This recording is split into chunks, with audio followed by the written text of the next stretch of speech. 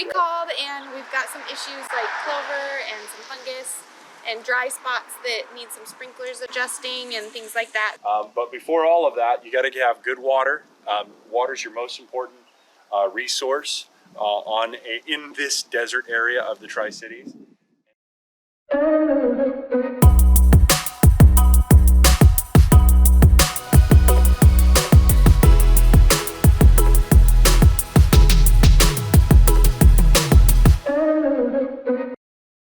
How's it going, folks? Dylan with Colonial Lawn and Garden here.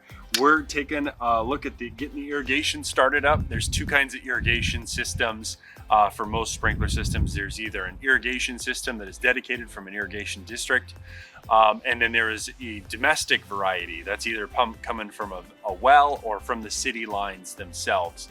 The irrigation water is usually pumped from a canal or even from a river or a local waterway, something like that, but it's a non-potable water source. That's what this one is here, and it has a bar valve type.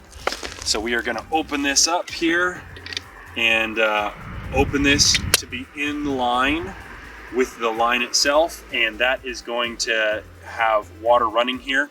The other thing I want you to notice here too is this little cap on there on that 1/2 inch line. That is for our blowout. So when it comes to the winter time, all you have to do is close this valve again, take off the top there, and attach your compressor to blow out your sprinkler system. So let's get working here.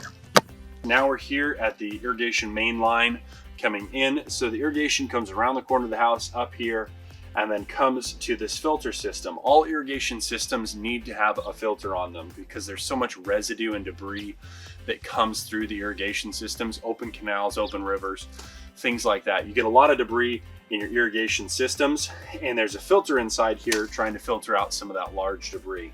Then it comes over to here and then flows underneath our valve box here. And in this valve box, we are going to find the 5 valves for this sprinkler system here that are all in there. The valves are in these housings themselves, and then the solenoid is the electrical part that turns on those valves. So now that we've located all these things, now we're going to go ahead and go through the sprinkler system.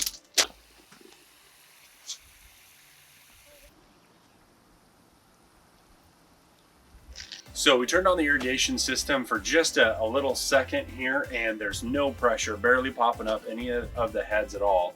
So we need to dive further and do a further inspection of what's going on. And the first thing we're going to do, of course, is check the main filter. We're going to relieve a little bit of pressure here by opening that up. And now we should be able to open this up the whole way. And then, yep. This is going to be part of our problem here. You can see there in that filter, we are just absolutely chock full of junk on that filter. Can't even see through it. So now we've got our filter all cleaned out. I want you guys to take a look at that. That's what we're looking like now. From the outside, inside, looking good. So we're going to put this filter back in here now. Shouldn't need more than actually to hand tighten these filters here. And close that valve, get her fired back up again. So let's check our pressure out now with a full clean filter. Open that up. Ah, there we go. We're back. All right, so we've got the rest of the sprinklers running back here, but we noticed this is the lowest sprinkler on that last zone, and it was not running that well.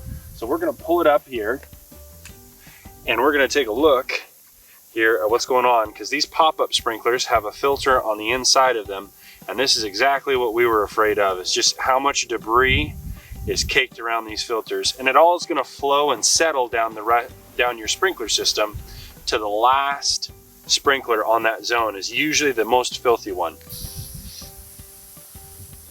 We're just going to wash that that filter out, and as you can see here, we are looking a lot better. Put our nozzle back on, and then we are in business.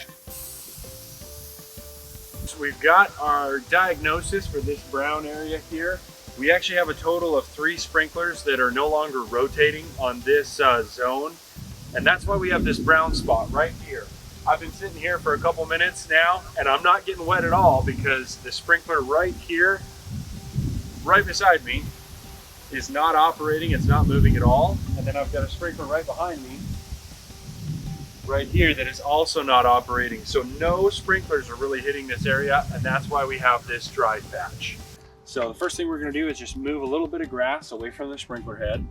And then if your sprinklers are on swing arms, what you can often do is just rock them around quite a bit. And what that does is it packs up the walls of the dirt for the sprinkler so that, you know, nothing falls down in there. And then I can very carefully unscrew the sprinkler,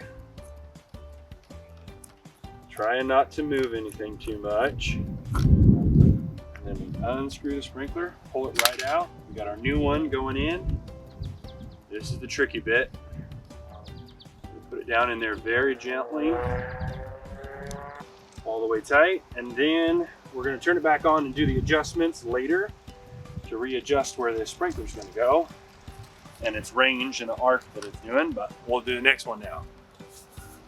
So if you have hard PVC pipe coming all the way up to your sprinkler and it's screwed right into it, you will not be able to do that. You'll break something.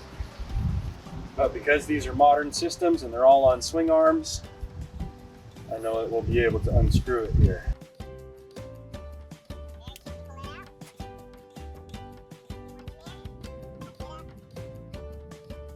I know I'm making this look easy, but there's lots of practice that went into this.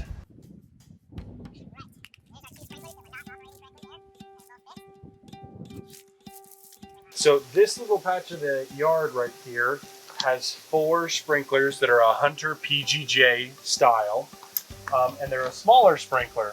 But while we were filming, actually a neighbor came over and complained that it was getting way too much water on this area of the lawn right here, and that the excess water was kind of flowing into their side of the yard.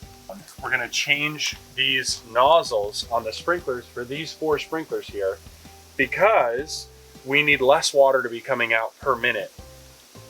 And we cannot just turn down the time. The reason why we cannot just turn down the time is if you see in the background, we also have some other sprinklers on the back corner of the lawn, and those sprinklers need lots of water. It's getting full sun for that part of the day, and we're gonna need water to spray out there as long as we can get it. So our only remedy at this point in time is to change the nozzle sizes for these sprinklers right here and turn them down so we get less water out in this area and all the water getting diverted over there. All right, so we're gonna do that and we'll catch you later.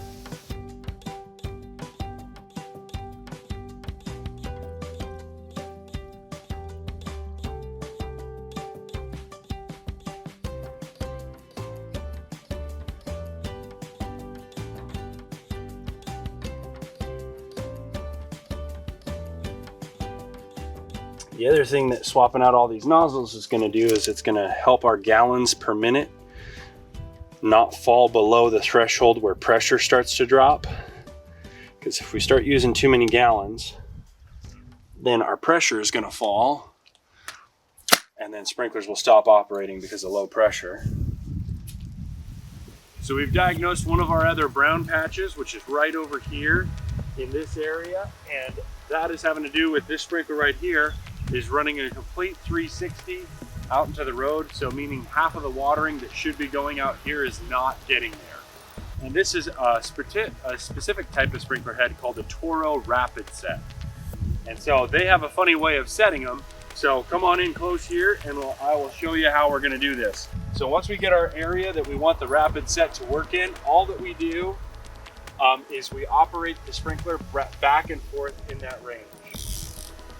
And we're gonna hear some clicking, hear some clacking, but we just operate it left, right, reset. Are you gonna work? This is the moment of truth. And yes.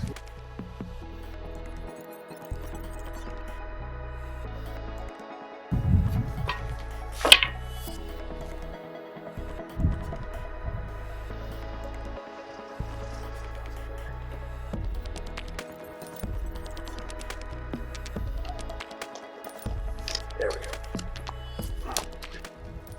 don't want to go above the gallons for the system. So we are just going to choose a 6 gallon. We're good. Okay. And then we don't want this to spray. This is an I-20. So we're going to turn off the sprinkler head itself until we have a chance to go look at the whole system. So these are Hunter I-20s. You can turn them on and off. You get the water running out of them. And we're going to add our diffuser spray to make sure that we're getting lots of water in this area right here.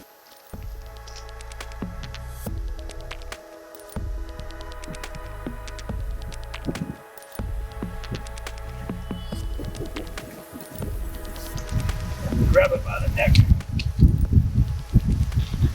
Turn it because the left stopped. The reset point is fixed. All we need to do now is diffuse that spray.